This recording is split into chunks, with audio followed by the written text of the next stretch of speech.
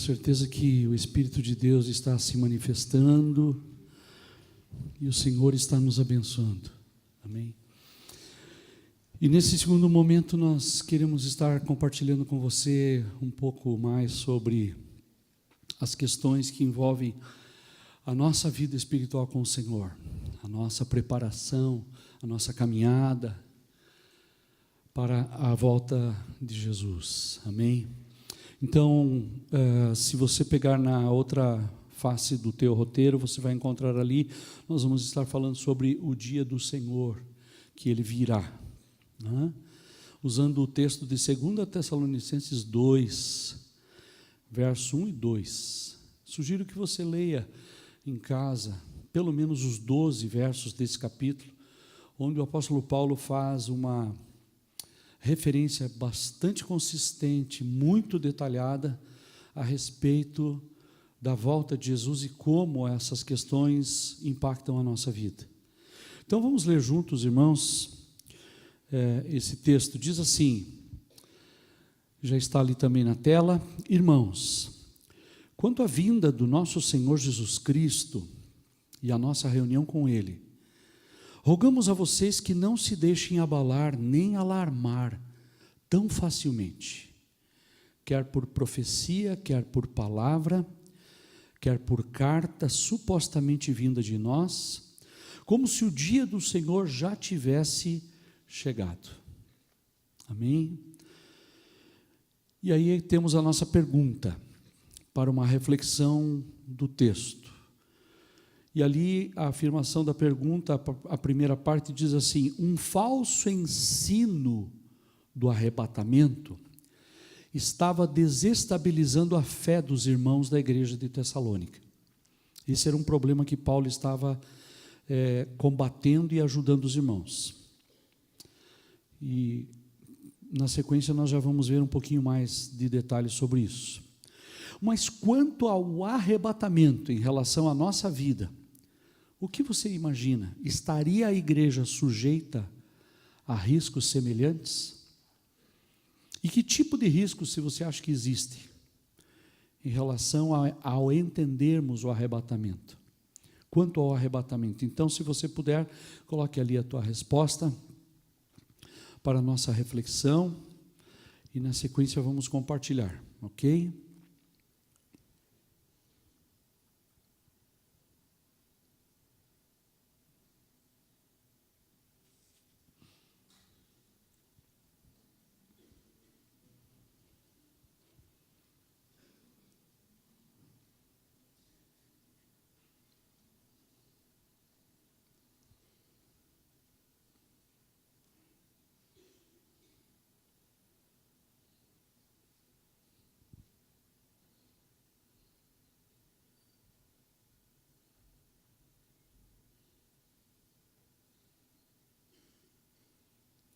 Quanto ao arrebatamento, estaria a igreja de hoje sujeita a falsos ensinos? E se você acha que sim, e consegue destacar algum, coloque aí, ok? Pode compartilhar com quem está do seu lado.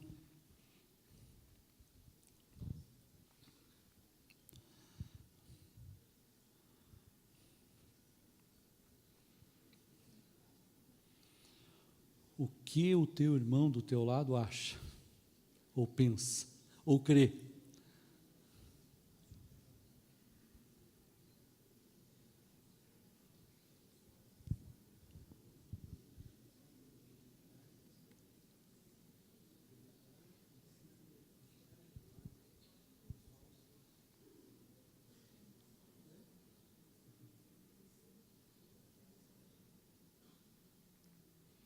Ok. Conseguiu pegar a ideia do teu irmão da direita, da esquerda? Conseguiu compartilhar a tua resposta? Conseguiram chegar a algum lugar? Alguém gostaria de compartilhar com todos a sua resposta? Faça um sinal, levante a mão aí. E vamos lá. Tem alguém que gostaria de colocar a sua opinião? Hein? Aqui na minha direita, tem alguém? Levante a mão. Na minha esquerda tem alguém? Não tem ninguém. Aqui tem o pastor Silas, para me salvar. Diga, pastor.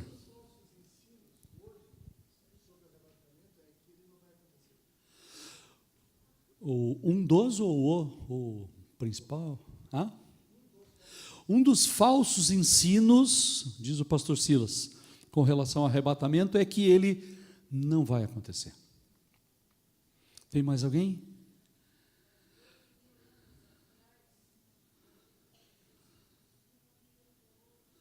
2018 anos atrás, 2018, né? Ele não veio ainda. Mais alguém? Aqui a irmã.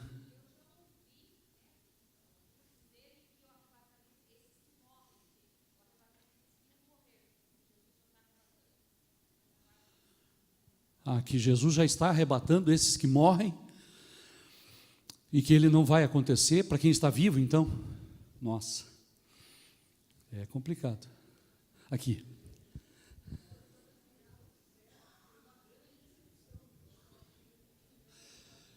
Cada virada de século, sim.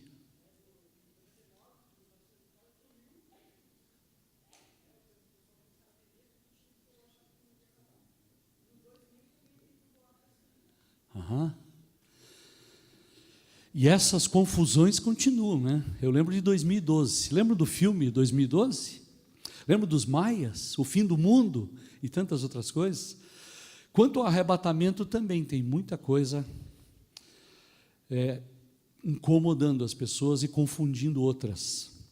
E aqui o nosso comentário pessoal, eu diria para você assim, na minha opinião, tem um dos piores, que seria em relação a uma questão bastante importante. Como o favor de Deus se move, se manifesta em relação à nossa obediência à sua palavra, Satanás, sabendo disso, ele vai tentar de todos os meios fazer com que nós tropecemos em desobedecer a Deus. E no que diz respeito ao arrebatamento, a questão também é essa, usando inclusive a própria palavra de Deus de forma distorcida para nos confundir, ou para nos enganar, ou para nos iludir. Se você pensar um pouco, pegando aqui o comentário que já foi feito, ele pode dizer assim, olha, quanto à volta de Jesus, não é bem assim como vocês estão pensando. Já se passaram 2018 anos, né, como nós ouvimos, e até agora nada. Não é? Isso não precisa estar na tua agenda. Você tem muitas outras tantas coisas com que se preocupar do que ficar se preparando e se preocupando com essa vinda. Esse é um fato. Né? Então, o apóstolo Pedro, ele alertou em 2 Pedro 3, verso 3 e 4, quando ele diz assim que nos últimos tempos, nos últimos dias, viriam escarnecedores, zombadores, questionando, inclusive, as promessas que o próprio Senhor Jesus fez. Só que eu gostaria de usar uma das frases que eu usei aqui num dos TCLs, quando a gente falou sobre o que a Bíblia falou lá em Mateus 24, 36, 39 para nós, numa das noites, que foram palavras de Jesus. E ele disse assim, lembre-se, a vinda dele será como nos dias de Noé. O povo vivia comendo, bebendo, casando-se, dando-se em casamento, não que casar seja errado, né? Mas no sentido de estar desprevenido, preocupado apenas com esta vida. E lá diz assim o texto, até o dia em que Noé entrou na arca e eles nada perceberam. E de repente, de forma inesperada e repentina, Noé entra na arca e a Bíblia diz ali, Jesus falando, e o dilúvio veio e os levou a todos. Então a nossa preocupação aqui, irmãos, no TCL é essa também. Seguindo o nosso roteiro, ali diz assim que os tessalonicenses estavam sendo enganados por falsos mestres. O apóstolo Paulo ficou sabendo disso e foi para lá para ajudá-los. E eles estavam sendo confundidos, equivocadas quanto à segunda vinda de Jesus. E muitos estavam sendo abalados de tal forma que estavam pensando que haviam perdido, inclusive, o arrebatamento. Pessoas deixando seus empregos, outras arrumando as malas, subindo os montes, desesperados, enfim. E Paulo é levado a chamar a atenção desses irmãos e fazer a seguinte afirmação. E aí entra o nosso roteiro com as lacunas para serem preenchidas. A primeira palavra que vai na primeira lacuna, que é a afirmação que o apóstolo Paulo faz, é a palavra que você deve colocar antes. Então Paulo diz assim: antes do arrebatamento acontecer, é a segunda palavra, virá a apostasia. É a terceira palavra para a lacuna. E na sequência diz o versículo 3 de 2 Tessalonicenses 2, então será revelado o homem do pecado, o filho da perdição, conforme o verso 3, né? Ok? Isso é o que está aqui no nosso roteiro.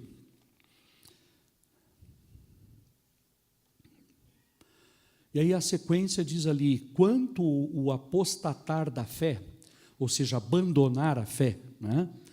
O Espírito de Deus diz, lá em 1 Timóteo 4:1, diz o texto bíblico, que claramente nos últimos tempos, alguns abandonarão a fé mesmo, ok? E seguirão espíritos enganadores e doutrinas de demônios. Então isso é uma realidade com a qual nós temos que estar atentos, nos últimos tempos. Mas nesse texto, irmãos, Paulo menciona outro tipo de apostasia, não é a da fé. Ou seja, nos últimos tempos, nos últimos dias, sobrevirão tempos angustiosos, ele afirma. Ou seja, uma oposição ativa contra as coisas de Deus, onde a humanidade em todas as, e agora vem a palavra para a lacuna, camadas sociais, estará cada vez mais indiferente, a segunda palavra, a Deus, a sua palavra, é a terceira lacuna para ser preenchida, e a tudo o que ele diz respeito, é o outro termo, conforme 2 Timóteo 3, 1-5. Então, só para repetir a frase toda, para você completar, então, ali diz assim, uma oposição ativa contra as coisas de Deus. Era sobre isso que o apóstolo Paulo estava falando. Quando ele fala que antes do arrebatamento acontecer, viria esse tipo de movimento.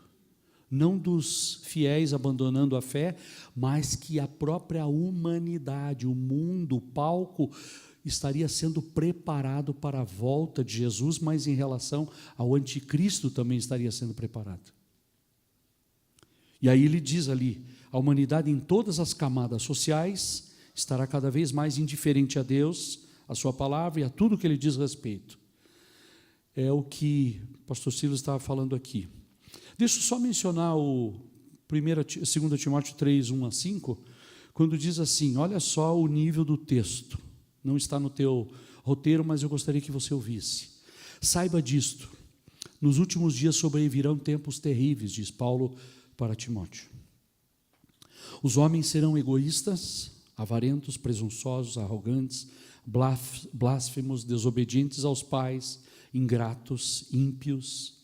Verso 3, sem amor pela família, olha só, irreconciliáveis, caluniadores, sem domínio próprio, cruéis, inimigos do bem, traidores, precipitados, soberbos, mais amantes dos prazeres do que amigos de Deus. Olha só.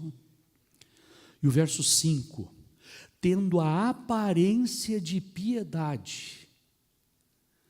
O pastor Silas falou daqueles discursos muito bem preparados. aparência de piedade, de que tudo faz sentido, mas negando o seu poder. É isso que Paulo está chamando a atenção aqui da igreja de Tessalônica, e cabe a nós também isso, porque Jesus está voltando, e nós estamos caminhando, e nós temos que estar preparados para isso também, porque isso está ao nosso redor, está à nossa volta. Então Paulo reforça que antes do arrebatamento acontecer, não apenas o abandono da fé de alguns cristãos iria ter seguimento, mas essa apostasia, que é essa oposição contra Deus, iria se levantar. E eu gostaria de te dar um exemplo. E esse exemplo é bem estatístico, é bem pé no chão, assim, não é teológico, e eu trouxe até um dado aqui do IBGE. E apesar do título de nós sermos a maior nação católica em números absolutos, né, irmãos, o Brasil está longe de ser um país com a maior concentração de fiéis em termos relativos. E o censo do IBGE revela em suas pesquisas que nos últimos 25 anos, grandes mudanças estão acontecendo na religião do Brasil. Apesar dessa diversificação que existe aqui em função do laicismo que a nossa Constituição defende, né? E também em relação à presença do sincretismo, que é essa mistura toda, eu vou mencionar 3 dados, né, os quais representam o maior número percentual da nossa população. Tá? O censo revela algo que é bastante interessante, pegando um recorte lá de 2000 para cá, né? Ou seja, a Igreja Católica ela vem perdendo fiéis, e principalmente para as igrejas evangélicas, né? Porque as igrejas evangélicas no Brasil estão realmente crescendo, que hoje já representam, inclusive, o segundo maior índice de toda a população brasileira. Não sei se você sabe disso. A segunda maior religião do nosso país é a igreja cristã evangélica, né? Mas um terceiro dado em especial preocupa, e é isso que eu gostaria de chamar a tua atenção em relação a 2 Tessalonicenses 2.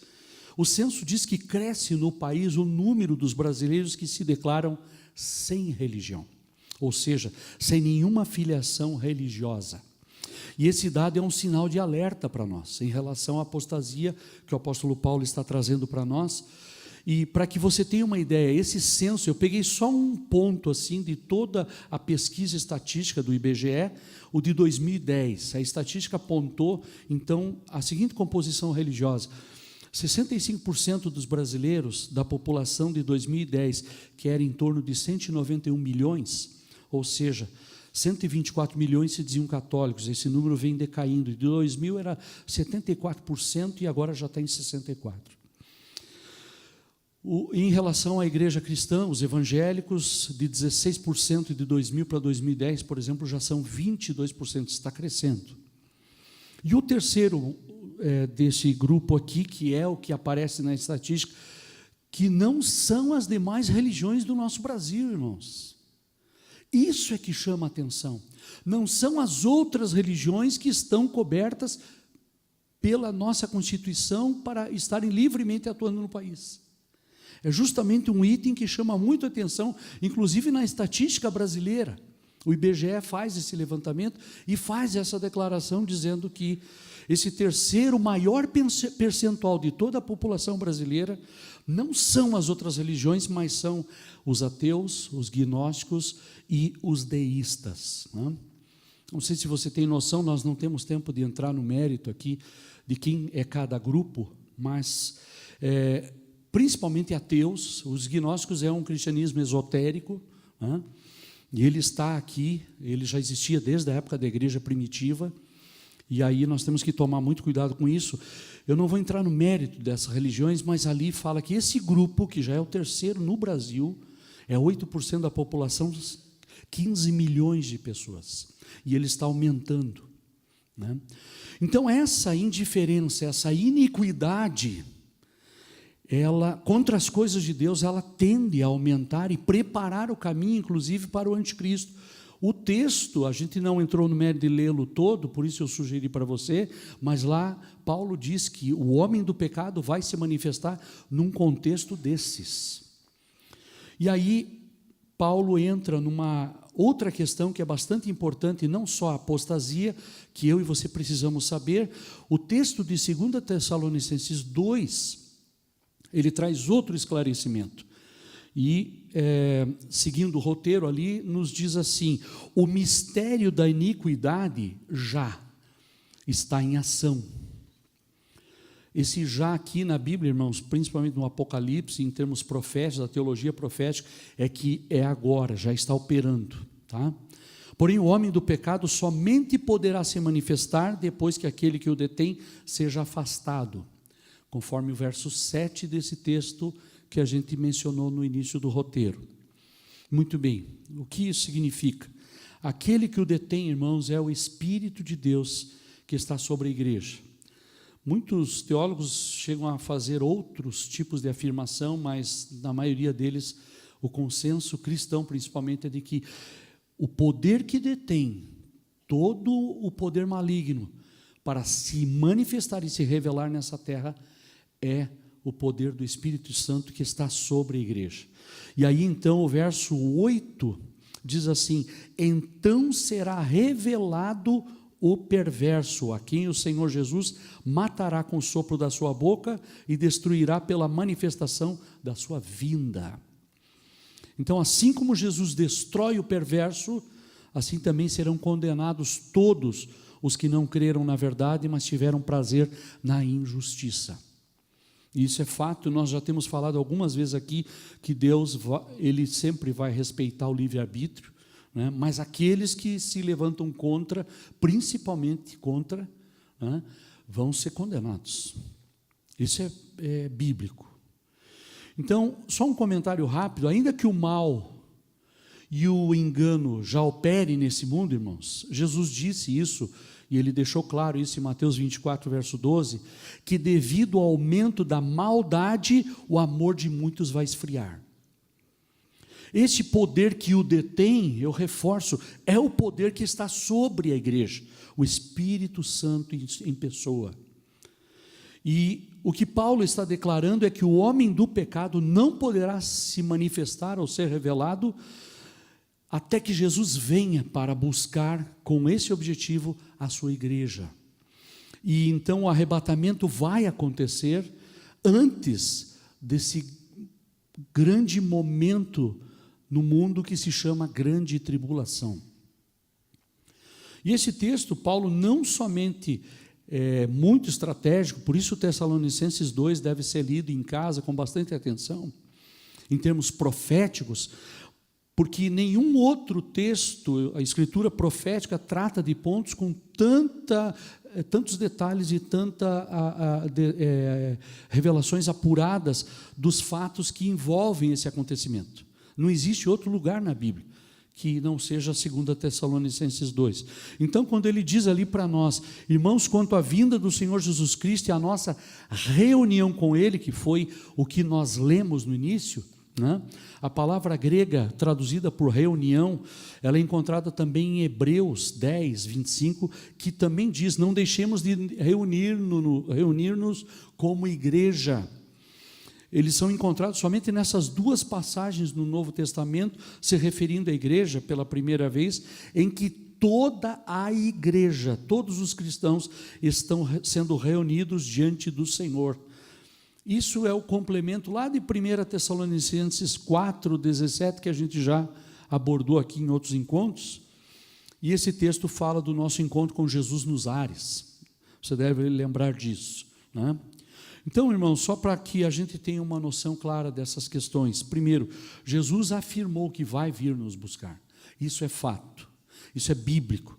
João 14,3, ele disse assim: se eu for e preparar lugar, eu voltarei novamente, ele diz, para que vocês estejam comigo para sempre. Ou seja, onde eu estiver, vocês estejam junto comigo. Essa é a primeira afirmação.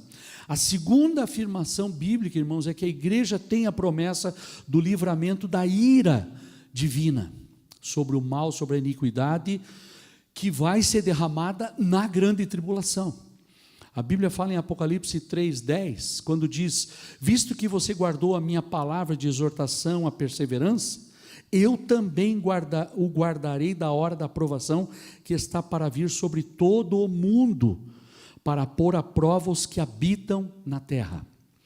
A promessa de Jesus, irmãos, aqui nesse texto de Apocalipse 3, que é livrar os fiéis lá da igreja de Filadélfia, na hora da tentação, é idêntico ao de 1 Tessalonicenses capítulo 1, verso 10, quando lá diz assim: e esperar dos céus o Filho de Deus, o Filho do homem, a quem ressuscitou dos mortos, Jesus, que nos livra da ira que há de vir.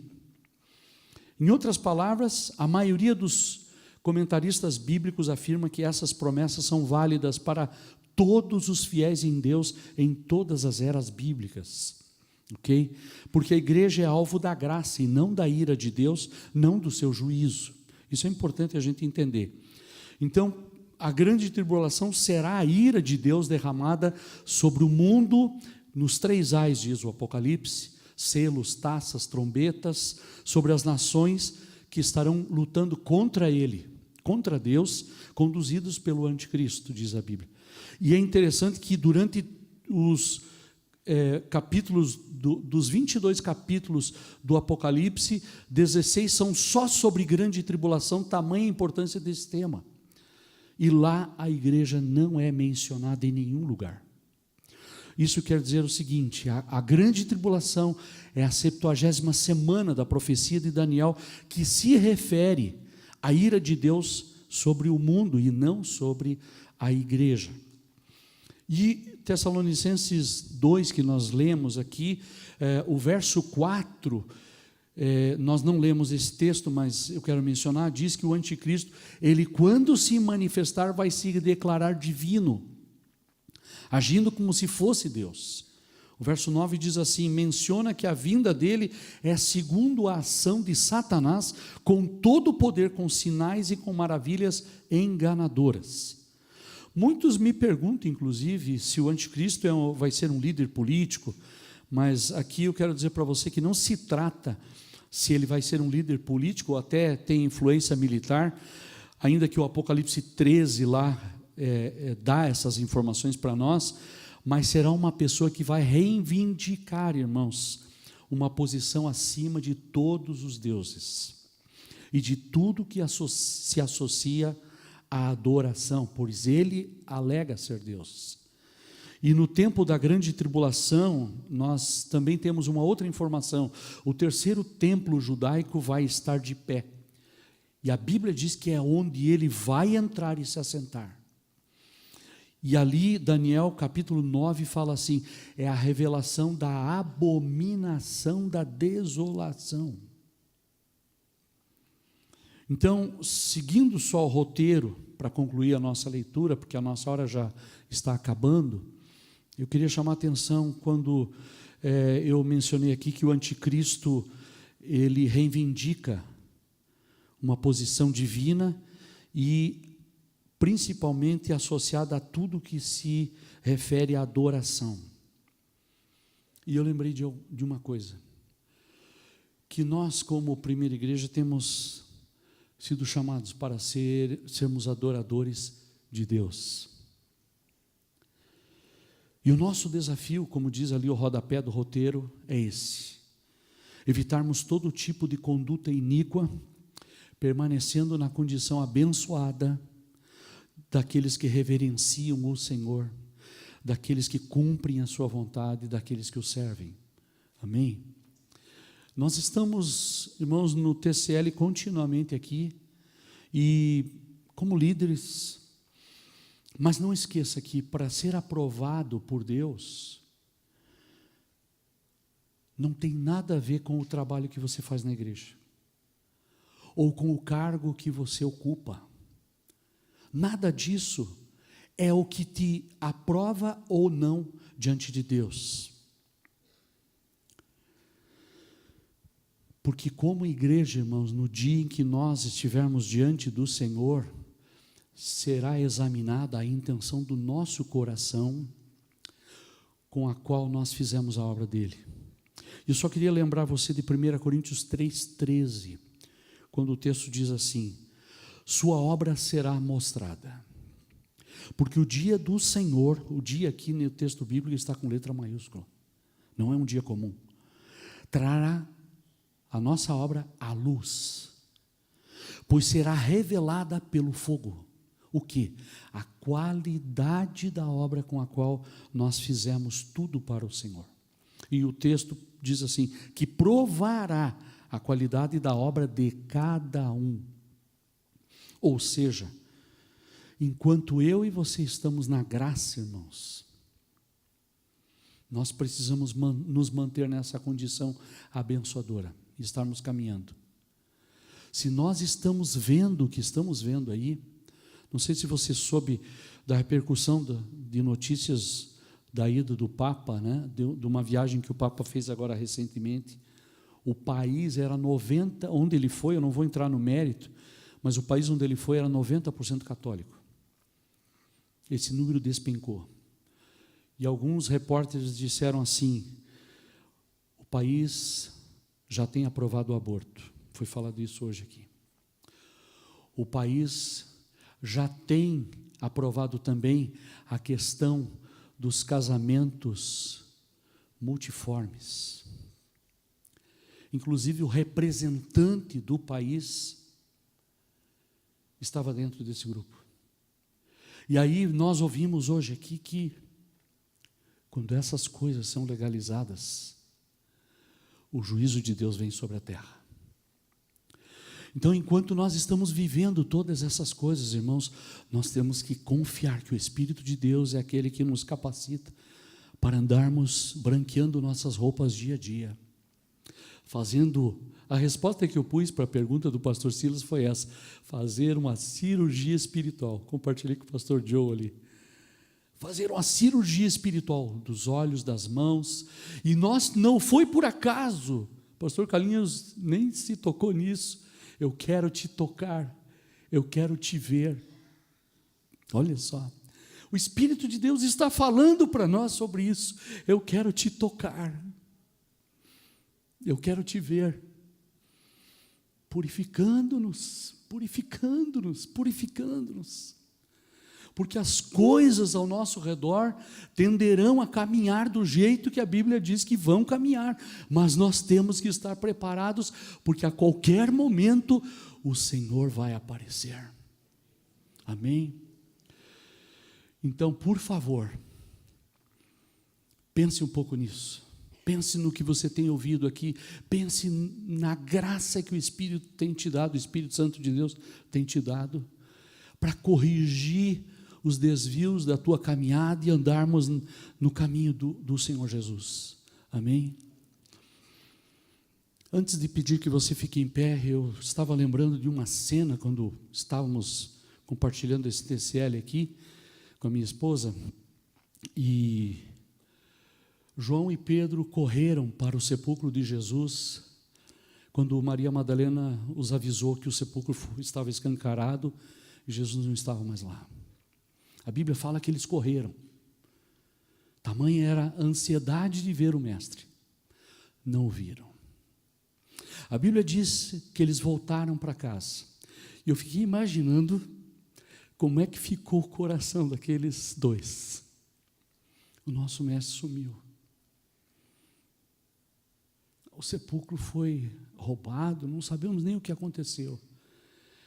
E eles estão lá reunidos, as portas fechadas, porque a perseguição estava acontecendo, e repentinamente, sabe o que acontece? Eles ouvem uma voz e diz assim, como se fosse até quadrangular, paz seja convosco. Jesus aparece no meio deles, aleluia, e diz assim, eu voltei, eu estou aqui, eu disse que eu ia levantar, eu levantei. E ele diz para nós também a mesma coisa, eu fui, mas eu vou voltar para te buscar,